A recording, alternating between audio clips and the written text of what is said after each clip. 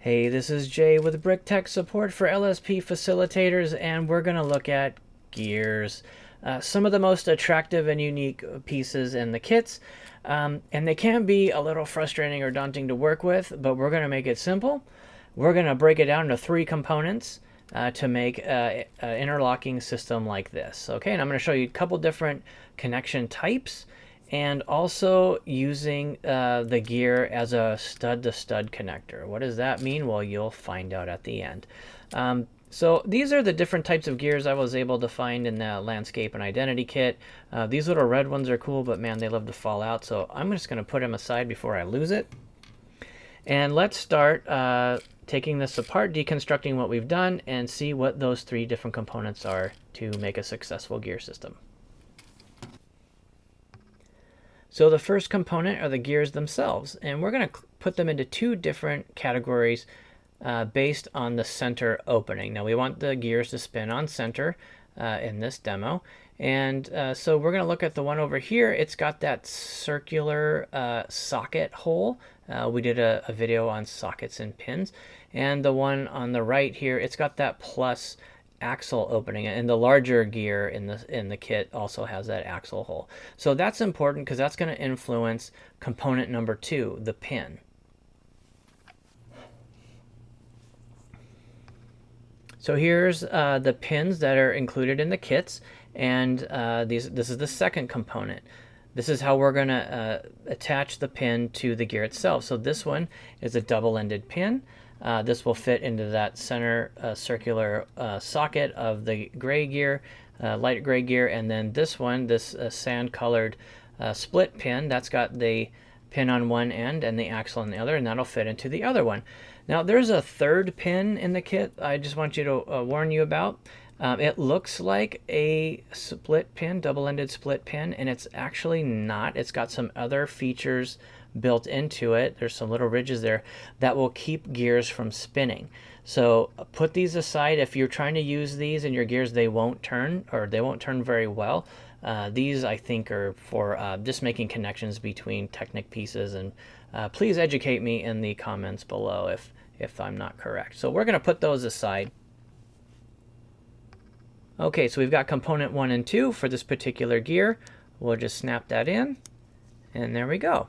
So we've got this gear ready to go to be attached to component 3. So for this gear type with the axle, we're going to use this split pin. We'll slide this right in there, and now it's ready to go for component 3.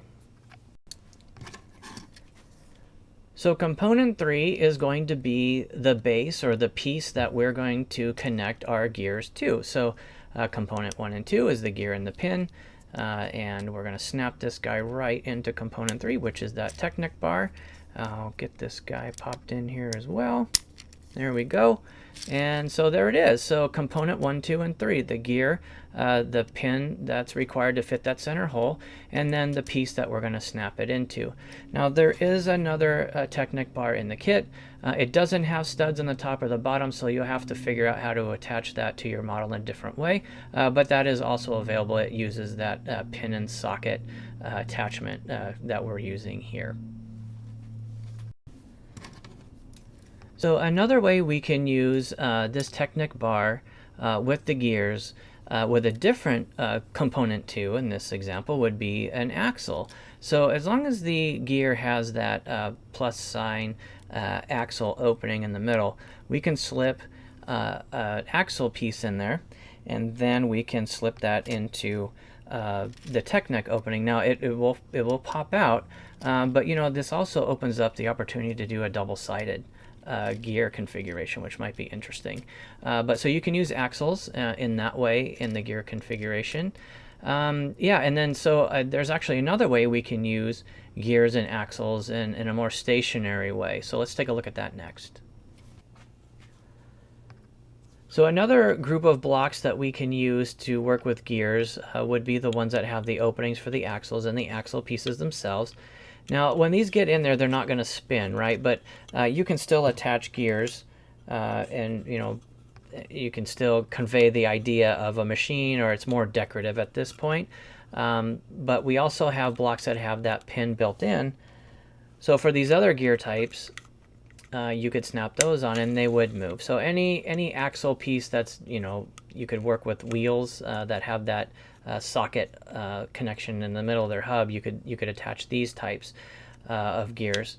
So that's just another way that you can build, and you can put them vertically as well up in the air. So if that's something that you want to convey in your storytelling, that would work as well. So besides the axles and the pins, are there any other ways that we can connect gears to the system? And the answer is, of course, there is. All right, so we've got two of my favorite pieces. I got two turntables, no microphone, sorry. But you'll notice we've got this 2x2 pattern on the turntables. And you may have noticed also that around the center point of the gears, we have a 2x2 pattern as well. So these will fit right on there and spin. And it'll work on the larger ones as well. Let's see if I can do this while looking through the camera. There we go. So we can build a gear system in this way by using turntables. So that's pretty handy.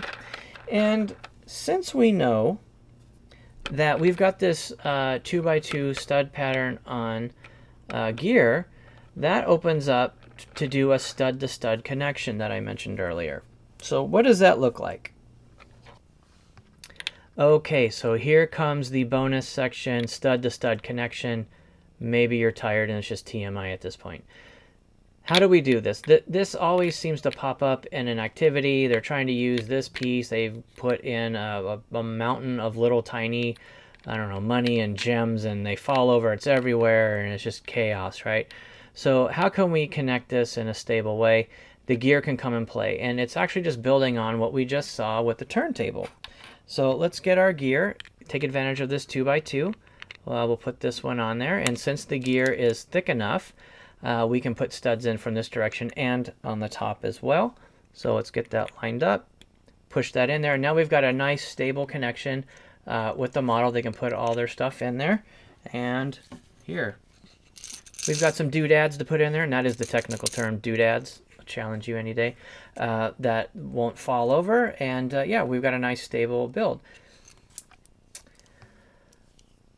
Okay, so let's take that knowledge of stud-to-stud connections that we just learned with the turntable and apply that to our gear system here. Let's add some more interest to the story we're telling by putting some of the Lego bricks on top. So how do we attach them with the studs up so that we can start building upon them?